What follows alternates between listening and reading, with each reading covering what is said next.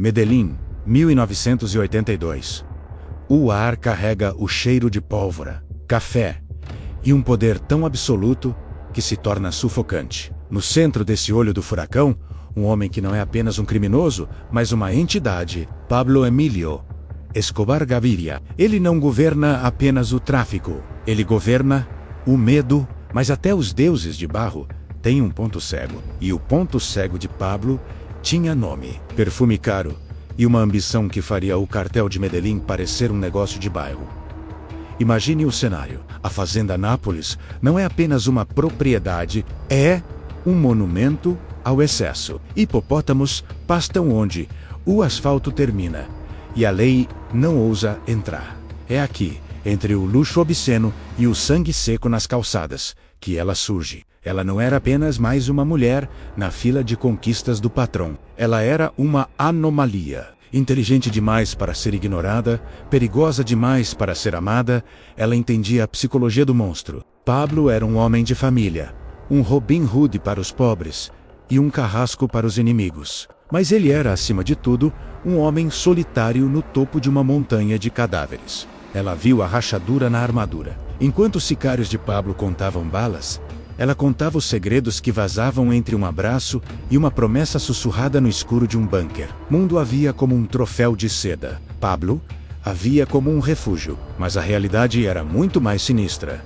Ela estava mapeando o labirinto. Cada rota de fuga, cada conta numerada no Panamá, cada esconderijo de dinheiro vivo enterrado sob o solo úmido da Colômbia. Ela não queria apenas uma parte da fortuna. Ela queria o mecanismo. A tensão aqui não é física, é atmosférica. É o silêncio que precede o disparo. Pablo estava no auge. O dinheiro fluía em uma velocidade que a contabilidade humana não conseguia acompanhar. Eles gastavam $2.500 por mês apenas em elásticos para prender as notas de 100. E ela estava lá, observando os elásticos arrebentarem sob o peso da ganância. Mas o que move alguém a tentar roubar o homem que manda matar por um olhar atravessado? Não é apenas coragem, é uma psicopatia espelhada. Ela reconheceu em Pablo o que o mundo temia e decidiu que poderia ser o parasita que devora o hospedeiro por dentro. O plano começou com um detalhe insignificante. Uma assinatura falsificada, uma transferência que sumiu no éter. Um erro de cálculo que Pablo, distraído pela guerra contra o Estado, não notou. A confiança é uma moeda cara em Medellín. E Pablo pagou o preço mais alto. Ele abriu as portas do seu império financeiro para quem sabia exatamente onde apertar o gatilho da traição. O incidente inicial não foi uma explosão de bomba ou um tiroteio em uma boate. Foi um sussurro. Um documento que mudou de mãos. Uma chave de cofre que foi duplicada enquanto o dono do mundo dormia. Embalado pela falsa sensação de que ninguém era louco o suficiente para cruzar a sua linha. Ela cruzou. E no momento em que a primeira peça do dominó caiu, o céu sobre a Colômbia começou a escurecer. O prelúdio terminou. O jogo de xadrez, jogado sobre um tabuleiro de ossos, tinha começado. E Pablo Escobar, o homem que fazia presidentes tremerem, ainda não sabia que o maior perigo não estava nos rifles da DI, mas no sorriso da mulher que compartilhava seu travesseiro. A tempestade estava formada. O ar estava eletrizado. A fortuna mais sangrenta da história estava prestes a trocar de mãos, ou a ser o túmulo de quem ousou tocá-la. A engrenagem começou a girar. E o som era o de metal rangendo contra a carne. O destino estava selado. O roubo do século não seria feito com máscaras e metralhadoras, mas com paciência, veneno e uma frieza que nem mesmo o patrão poderia prever. Olhe para os olhos de Pablo nas fotos daquela época. Há uma arrogância que beira a cegueira. Ele achava que possuía tudo. Ele achava que a lealdade era comprada com sangue. Mas ela sabia que a lealdade é uma ilusão que se desintegra diante de uma quantia de zeros à direita que ninguém consegue contar. Ela não era uma vítima. Ela não era uma coadjuvante. Ela era a arquiteta de uma queda que o próprio cartel levaria anos para entender. Palácio de Cristal estava prestes a estilhaçar. E cada caco teria o nome de um paraíso fiscal, de uma rota de cocaína desviada, de uma traição silenciosa, cometida entre quatro paredes. O império de Pablo era vasto, mas o coração humano é um território pequeno e fácil de invadir, se você tiver a chave certa. E ela tinha... Prepare-se... O que vem a seguir não é uma história de amor, é uma autópsia de um império. É o relato de como a luxúria, pelo poder, cega até os predadores mais letais da selva urbana. O dinheiro estava sobre a mesa. As cartas estavam dadas. Em Medellín, quando o jogo começa, a única regra é que ninguém sai ileso. A cortina se abre para o caos. O prelúdio da tempestade deu lugar ao primeiro trovão. E enquanto o mundo olhava para os cartazes de procura-se com o rosto de Pablo, ela olhava para os extratos bancários com o sorriso de quem já havia vencido, antes mesmo da primeira bala ser disparada. Este é o início do fim. E o fim tem um cheiro doce, metálico e mortal. O silêncio nos corredores da fazenda Nápoles não era paz, era presságio. A engrenagem do destino começou a girar com o clique metálico de uma caneta tinteiro. Enquanto Pablo Escobar redesenhava o mapa do narcotráfico mundial, ela redesenhava o fluxo do seu oxigênio. O dinheiro. A estratégia era cirúrgica. Ela não tentou derrubar a porta, ela se tornou a fechadura. A psicologia de Pablo era sua maior arma e, simultaneamente, sua maior fraqueza. Ele era um homem paranoico com inimigos externos, mas tragicamente vulnerável ao que chamava de lealdade do sangue. Ela não tinha o sangue dele, mas tinha algo que ele valorizava mais: a compreensão absoluta de seus desejos. Ela se tornou a confidente técnica. Enquanto o cartel se preocupava com rotas de aviões e subornos a generais, ela se infiltrou na contabilidade das caletas, os esconderijos subterrâneos, onde milhões de dólares apodreciam pela umidade. A traição não foi um evento, foi um processo erosivo. Ela começou a criar empresas de fachada em Aruba e nas Ilhas Virgens. Nomes que soavam como progresso aos ouvidos de um Pablo deslumbrado com a própria imortalidade. Cada transferência era uma gota de sangue retirada de um gigante que não sentia a picada. O esquemal era uma obra-prima de engenharia social. Ela convenceu os contadores de confiança de Pablo, homens que matariam por ele, de que estava apenas diversificando os ativos para proteger a família. Escobar de uma possível extradição. Mas a engrenagem do destino range quando encontra a resistência da realidade. O mercado da cocaína é um organismo vivo, e qualquer alteração no batimento cardíaco é notada pelos predadores. Membros do alto escalão do cartel, como os irmãos Ochoa, começaram a notar discrepâncias. Onde deveriam estar 30 milhões, havia 28, 2 milhões de dólares. Era um erro de arredondamento para Escobar, mas era um sinal de alerta para quem vivia sob a mira do fuzil. A tensão começou a engrossar o ar. Ela sabia que o tempo era seu maior inimigo. O plano exigia uma frieza inumana. Imagine jantar com o homem mais perigoso do planeta, sentir o peso da sua mão no seu ombro e saber que no seu bolso está a chave que abre o cofre que ele acredita ser inviolável. A psicologia aqui é fascinante. Ela não sentia culpa. Em sua mente, ela estava apenas cobrando o imposto por habitar o inferno. Ela via Pablo não como um amante, mas como uma conta bancária com data de validade.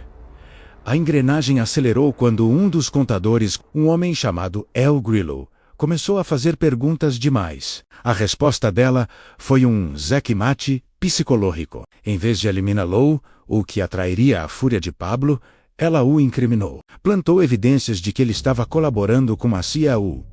Resultado foi o método Escobar clássico. Uma execução sumária que removeu o obstáculo e, de quebra, aumentou a confiança de Pablo nela. Ela era a única que via a traição ao redor dele. O mestre da manipulação estava sendo manipulado por uma aluna que superou o professor. As camadas dessa narrativa revelam uma verdade sombria sobre o poder. Ele cega quem o possui. Pablo sentia-se um deus. E deuses não esperam ser roubados por mortais que beijam seus pés. Ela começou a desviar rotas inteiras. Um carregamento que deveria ir para Miami acabava em uma rede de distribuição paralela na Europa, com os lucros caindo diretamente em contas que Pablo sequer sabia que existiam. O cenário estava se tornando insustentável. O fluxo de caixa do império começou a apresentar soluços. A guerra contra o governo colombiano exigia recursos astronômicos. Bombas, subornos, exércitos de sicários, tudo custava fortunas. E quando Pablo estendeu a mão para buscar o tesouro que acreditava ter guardado, encontrou o vazio. O pânico começou a infiltrar-se nas frestas da autoconfiança do patrão. Ele convocou uma reunião de emergência. O clima era de funeral, mas o morto ainda respirava. Ela estava lá, sentada ao lado dele, oferecendo conforto enquanto o mundo de Pablo começava a rachar. Ela sugeriu que o dinheiro fora roubado pelos Peps ou pelo cartel de Cali. Jogou lenha na fogueira da paranoia, transformando Medellín em um barril de pólvora pronto para explodir. Cada palavra dela era um cálculo, cada gesto uma manobra de diversão. A engrenagem do destino agora girava tão rápido que o calor do atrito começava a queimar a pele dos envolvidos. O plano estava perto da conclusão. A fortuna estava quase toda sob seu controle digital, protegida por camadas de burocracia internacional. Só faltava o golpe final, mas o destino, assim como Pablo, é caprichoso. Um detalhe técnico: uma transferência negada por um banco suíço, por falta de uma confirmação de voz, colocou tudo em risco. O telefone tocou na fazenda Nápoles. Pablo atendeu do outro lado. Um gerente de banco confuso perguntava sobre uma movimentação que o patrão nunca autoriçara. O silêncio que se seguiu na sala foi o som do mundo acabando. Pablo desligou o telefone e olhou para ela. Pela primeira vez, o olhar não era de desejo, mas de uma dúvida letal. A engrenagem parou. O ponto de ruptura estava a 1 segundo de distância. A atmosfera tornou-se tão densa que os pulmões recusavam o ar. O jogo de máscaras caiu, e o que restou sob a luz fria da lua colombiana foi a face pura do horror. A caçada ia começar, e desta vez a presa estava dentro de casa. O próximo passo seria o caos absoluto. O destino não perdoa erros. Medellín. Um erro de cálculo é uma sentença de morte escrita em letras de ouro. A fortuna estava ao alcance da mão, mas o abismo estava logo abaixo dos pesos. Silêncio que se seguiu ao bater do telefone não era humano. Era o som do vácuo. Pablo Escobar, o homem que mandava flores para os enterros das suas vítimas, permanecia estático. Seus olhos, geralmente 2 fendas de granito, agora pareciam perfurar a alma dela. O ponto de ruptura não veio com um grito, mas com uma pergunta sussurrada, carregada com o peso de 1000 sentenças de morte. Quem é você? A máscara de seda que ela usou por meses não caiu. Ela derreteu. A psicologia da sobrevivência assumiu o controle.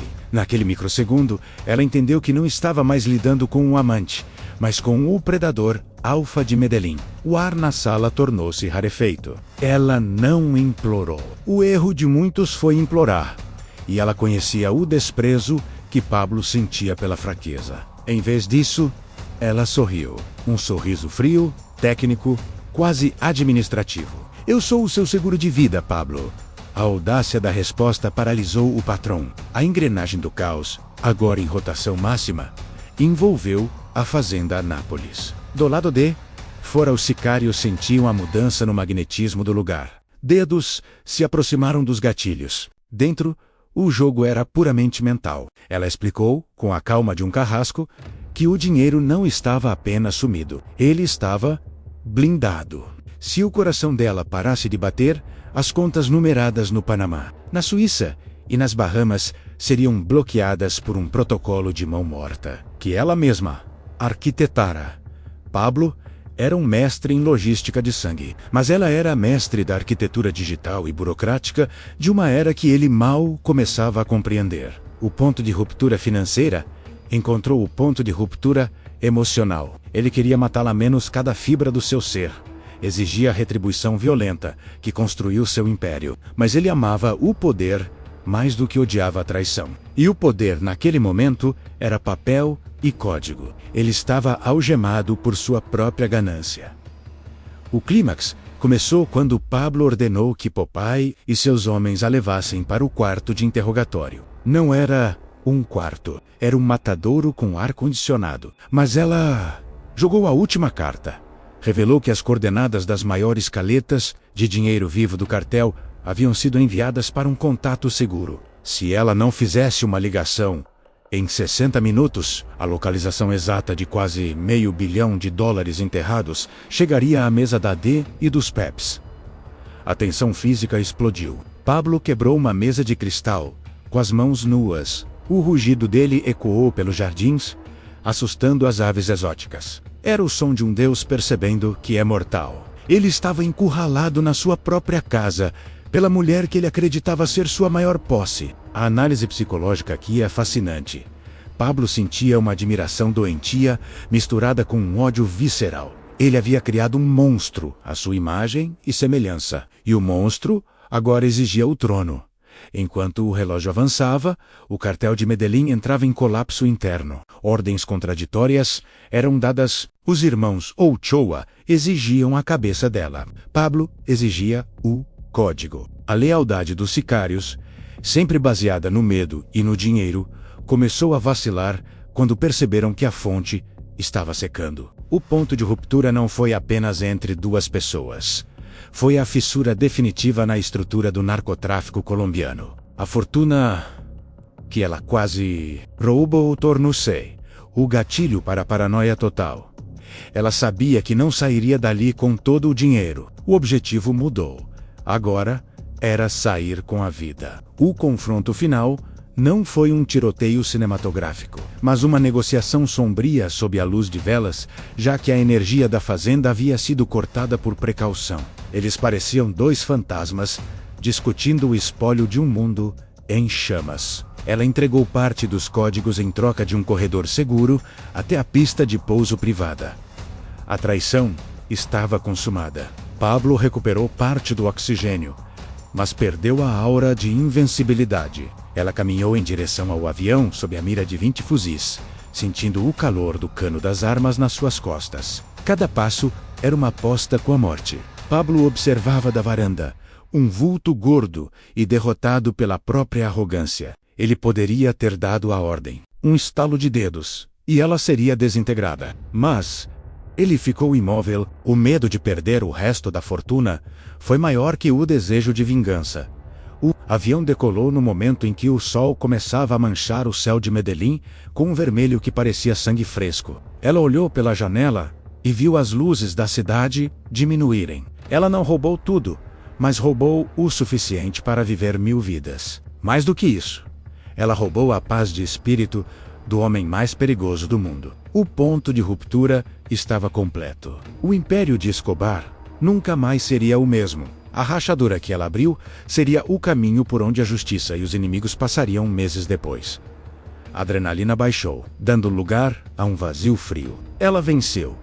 Mas a que custo? O preço de olhar no espelho e ver o mesmo monstro que ela acabou de abandonar. As nuvens cobriram a Colômbia, e nas sombras da cabine, o silêncio finalmente retornou. Mas era um silêncio diferente. Era o silêncio de quem sabe que, a partir daquele momento, o mundo inteiro seria um lugar pequeno demais para se esconder de Pablo Escobar. O avião cortava a escuridão sobre o Caribe, mas para ela, o mundo ainda tinha as cores cinzentas e o peso asfixiante de Medellín. O ato 4 não começa com uma celebração, mas com o peso absoluto do isolamento. Ela havia conseguido o impossível. Sobreviveu ao patrão. Mas o legado das sombras é uma herança que não se deposita em bancos. Ela se carrega na medula, como um vírus silencioso. A fortuna que ela desviou menos milhões de dólares lavados através de camadas de ficção financeira e testas de ferro, tornou-se, ironicamente, o preço da sua própria prisão.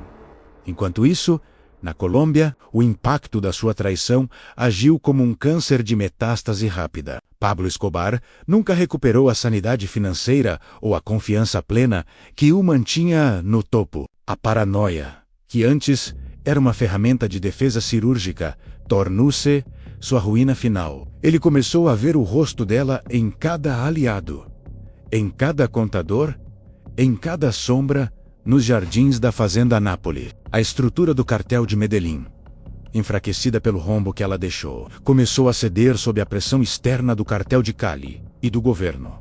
Mas a verdadeira erosão era interna. O mito da invencibilidade do patrão havia morrido naquela noite de negociação silenciosa.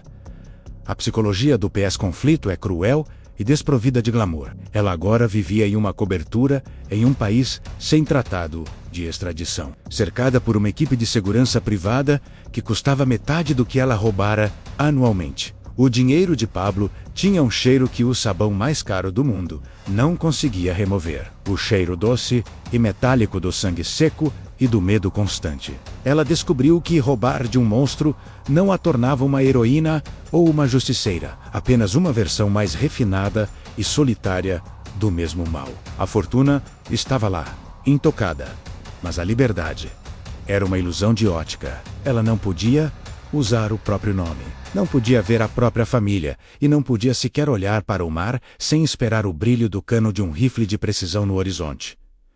Pablo morreu em um telhado, imundo, em 1993. Gordo, descalço e cercado por balas. Dizem que nos seus últimos dias de fuga desesperada, ele ainda perguntava por ela. Não por amor, nem por saudade, mas pela obsessão patológica de possuir o que lhe fora tirado. Ele morreu sem saber que o dinheiro que ela roubou nunca foi usado para o luxo ostensivo que ele tanto amava. Foi usado para o desaparecimento total. O legado de Pablo foi um rastro de sangue na história da Colômbia que se recusa a cicatrizar. O legado dela foi uma página em branco, um vácuo onde antes existia uma identidade e uma vida. Reflexão profunda sobre a natureza humana nos leva a um lugar sombrio e reflexivo. O que define o vencedor nessa história de sombras? Pablo, que se tornou um ícone macabro na cultura pop, estampando camisetas e séries de TV, ou a mulher que o traiu e se tornou um fantasma bilionário esquecida por todos? A verdade é que ambos foram devorados pela mesma engrenagem de ganância. A sede por poder não tem linha de chegada, apenas um ponto de exaustão absoluta. Ela quase roubou a fortuna de Escobar, mas no processo, o sistema de Escobar, menos baseado na desconfiança e na destruição, roubou a alma dela. Hoje, dizem que as contas numeradas ainda existem, perdidas em labirintos digitais e burocráticos que ninguém mais, nem mesmo os governos mais poderosos, consegue acessar. É dinheiro morto, manchado por fantasmas que não descansam. A história da amante que desafiou o rei da cocaína não é uma lenda de empoderamento, mas um aviso visceral sobre o custo real do poder. Em Medellín, o ouro sempre vem acompanhado de chumbo. E no final, as sombras são o único lugar onde todos os segredos são iguais.